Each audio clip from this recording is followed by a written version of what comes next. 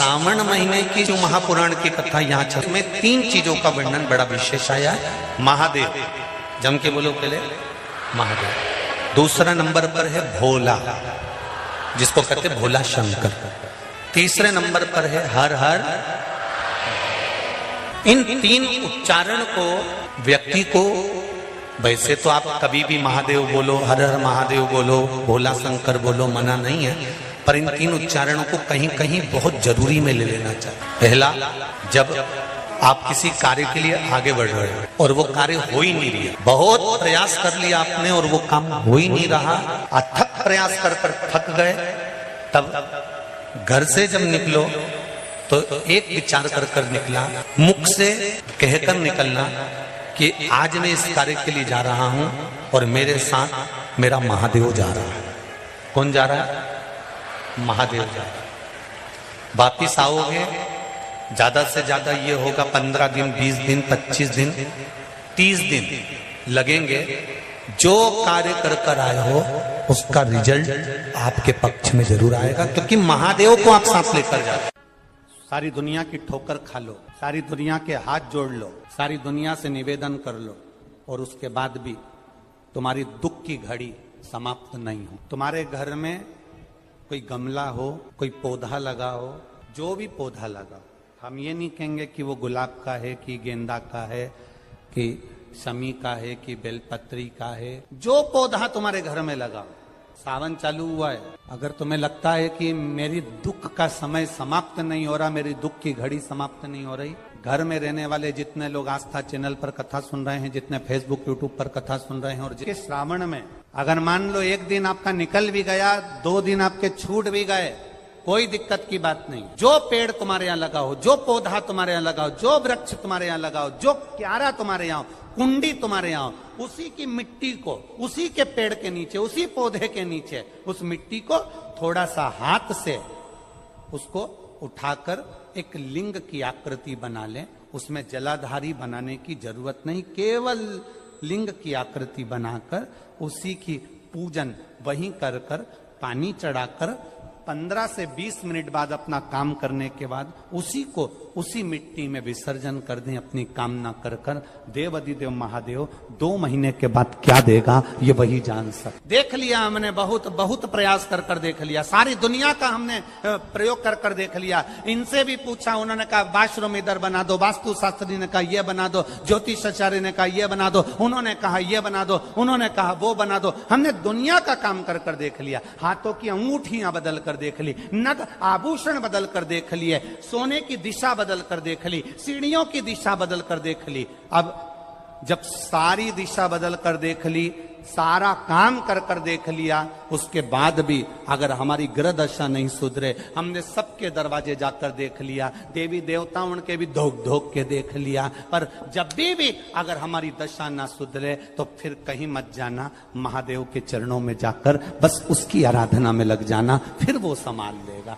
ये जो हाथ होते हैं ना, ये एक ऐसी इंद्री है जो स्पर्श करने से व्यक्ति अगर रोज का स्पर्श करता है तो उसके हाथ को पहचाना जाता है। आप लोगों में से किसी के यहाँ पर गाय या भैंस है? हाथ उठाओ जरा, किसके यहाँ पर है? सबके? हाँ, रखो। जो दूध निकालने वाला होता है ना, गाय का जो रोज दूध निकालता है, तो गाय उसके हाथ को पहचानती, उसने हाथ लगाया और गाय ने दूध देना प्रारंभ किया। अगर कोई दूसरा व्यक्ति दूध निकालने में बैठ जाए, घंटों तक परेशान हो जाए, तो भी गाय दूध छोड़ती ही नहीं। हाथ का स्पर्श इतना प्रबल है। शिव महापुराण की कथा में उमा संहिता के अंतर्गत वेद व्यास जी ने वर्णन करा, जब कोई संसार का मनुष्य जल लेकर शिव के मंदिर में जल चढ़ाने को जाता है और शंकर भगवान के शिवलिंग का जब वो स्पर्श करता है, रोज जब भगवान शंकर को जल चढ़ाकर शिवलिंग का स्पर्श करता है, तो मेरा महादेव उसके स्पर्श को पहचान जाता है। और जब वो स्पर्श करने वाला व्यक्ति किसी की बीमारी पर, किसी की तकलीफ में, किसी के दुख में, किसी के कष्ट में जाकर मात्र उसका स्पर्श ही कर देता है, तो शिव उस पर करुणा करना प्रारंभ कर देते हैं। मात्र स्कंद पुराण में लिखा है, शंकर भगवान को सावन के महीने में जब हम 108 कोई वस्तु समर्पित करते हैं तो शंकर उसको लाख और करोड़ों गुना कर कर हमको पूरे वर्ष में प्रदान कर देता है। इस आपके पास कुछ भी नहीं है तो 108 चावल के दाने चढ़ाइए, 108 मूंग के दाने चढ़ाइए, 108 आप चाहे तो सरसों के फूल चढ़ाइए, 108 चाहे तो सफेद पुष्प चढ़ाइए, 108 चाहे तो गुलाब की पत्तियां चढ़ाइए। पर सावन के महीने में एक नियम बनाना कि मैं 108 ये वस्तु शिव को समर्पित करके। कावड़ का एक नियम रहा है, कावड़ का जल किस जगह पर रख दिया जाए लाकर थोड़ा सा, कि जीवन में कभी संपदा की कमी ना हो जिंदगी। कावड़ का एक नियम होता है, जिस नारी का, जिस व्यक्ति की संतान नहीं होती है, उसको कावड़ यात्रा करने से पहले अपनी गोदी में धान चावल को भरना पड़ता है। गोदी में उसको जब तक महादेव के दरवाजे तक नहीं चली जाती, जब तक उसकी गोदी में वो धान चलते चलते उसकी झोली में वो हिलता रहता है, कावड़ का जल उसके कंधे पर रहता है। और जब वो कावड़, जिसकी औलाद नहीं, संतान नहीं, जब वो कावड़ का जल महादेव को चढ़ाती है तो पहले जल समर्पित करने के बाद फिर चावल के दाने बाबा के उस शिवलिंग पर समर्पित करती है कि बाबा मेरी गोदी में तू यहां तक लेकर आया है, ये गोदी खाली मत छोड़ना, मेरी गोदी भर देना, भले 25 साल हो गए। कावड़ यात्रा का नियम है, 2 चीजों का स्मरण होना चाहिए। एक, अपने घर से निकलते समय दरवाजे के बाहर 2 स्वस्तिक बनाकर अवश्य आए, 2 स्वस्तिक बनाकर अवश्य आए। कावड़ियों का नियम होना चाहिए, घर से जब निकलें 2 स्वस्तिक दरवाजे पर बनाकर आना चाहिए। जिस समय आप कावड़ का जल चढ़ाकर वापिस घर की ओर जाएं तो वो 2 स्वस्तिक जो तुमने बनाए हैं उस पर कावड़ का जल छींटना अवश्य चाहिए। उस घर से लक्ष्मी कभी समाप्त नहीं होती, उसमें भरी रहे। कावड़ियों का स्मरण में आना, जब जल भरने जाओ तुम्हारे दरवाजे पर स्वस्तिक बना होना चाहिए, तुम्हारे दरवाजे पर 2 स्वस्तिक का स्मरण होना। मेरा शिव, मेरे गोरा, मेरा गणेश, मेरी रिद्धि, मेरी सिद्धि, मेरे देव नारायण, लक्ष्मी, राम, सीता, मेरे कृष्ण, मेरी राधा, सब वहीं पर विराजमान। और कावड़ियों को इस बात का भी स्मरण रखना चाहिए कि अपनी कावड़ यात्रा, जैसे सीहोर में तो 10-11 किलोमीटर की है, सीहोर सीवन नदी से जल भरा और 11 किलोमीटर दूर बाबा कुबेर भंडारी को चढ़ाया। आप सुल्तानगंज से भर रहे हो, हरिद्वार से भर रहे हो, आप प्रयागराज से भर रहे हो, जहां से भी आप जल भर रहे हो या अपने नजदीक से भर रहे हो, जितनी दूर तक कावड़ लेकर जा रहे हो उतनी दूर तक तुम्हारे मुख से व्यर्थ की बात ना निकलते हुए भगवान का नाम निकलना चाहिए। बोल बम का नारा है, बोल बम बोल बम बोल बम बोल बम बोल बम बोल बम बोल बम बोल बम। मैं और फिर निवेदन करूंगा, जिस बहन को 19 और 20 साल तक भी औलाद नहीं हुई हो तो कृष्णेश्वर महादेव का नाम लेकर 2 लोटा जल तुम्बकेश्वर महादेव का नाम लेकर चढ़ा कर देखना, सावन के बाद में बाबा संतान जरूर देगा, झोली जरूर भरेगा। जरूर विश्वास है तो परमात्मा, मानो तो मैं गंगा मां हूं और ना मानो तो बहता।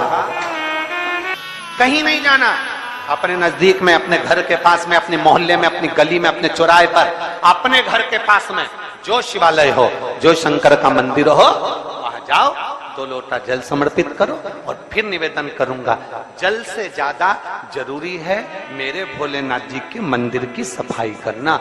आपकी कोई कहे कि हमने भगवान भोलेनाथ जी के लिए सावन के महीने में व्रत रखा है, आप में से कई माताएं बैठी होंगी, कई भाई लोग ऐसे होंगे जो व्रत रखे होंगे। कोई कहे कि हमने भोलेनाथ जी को पाने के लिए, शिव जी को प्राप्त करने के लिए हमने व्रत रखा। कोई कहेगा सावन भर हम दाढ़ी नहीं कटवाएंगे, कोई कहेगा सावन भर हम चप्पल नहीं पहनेंगे, कोई कहेगा सावन भर हम ये नहीं खाएंगे, कोई कहेगा सावन भर हम भूमि पर सोएंगे, कोई कहेगा सावन भर हम ये नियम ले लेंगे।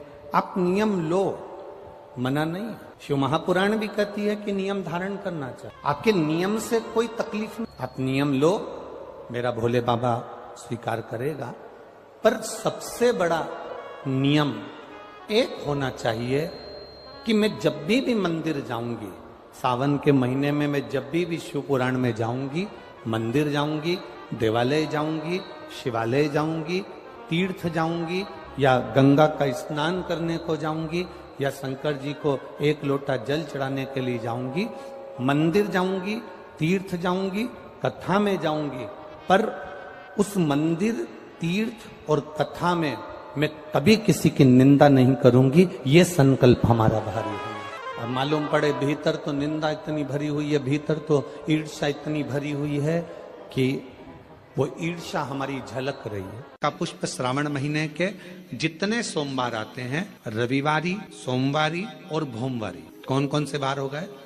रविवार, सोमवार और मंगलवार, 3 बार। प्रथम दिवस में कनेर का 1 पुष्प लेना है, द्वितीय दिवस में कनेर के 5 पुष्प लेना है, और तृतीय दिवस में कनेर के 3 पुष्प लेना है। बेलपत्र एक साथ में लेकर शिव जी को रविवार के दिन भी समर्पित करें, सोमवार के दिन भी समर्पित करें, और मंगलवार को 3 कनेर के पुष्प के साथ बेलपत्र लेकर बाबा को समर्पित। कितना भी अटकी हुई प्रॉपर्टी होगी, कह दिया उसने मैं तेरे नाम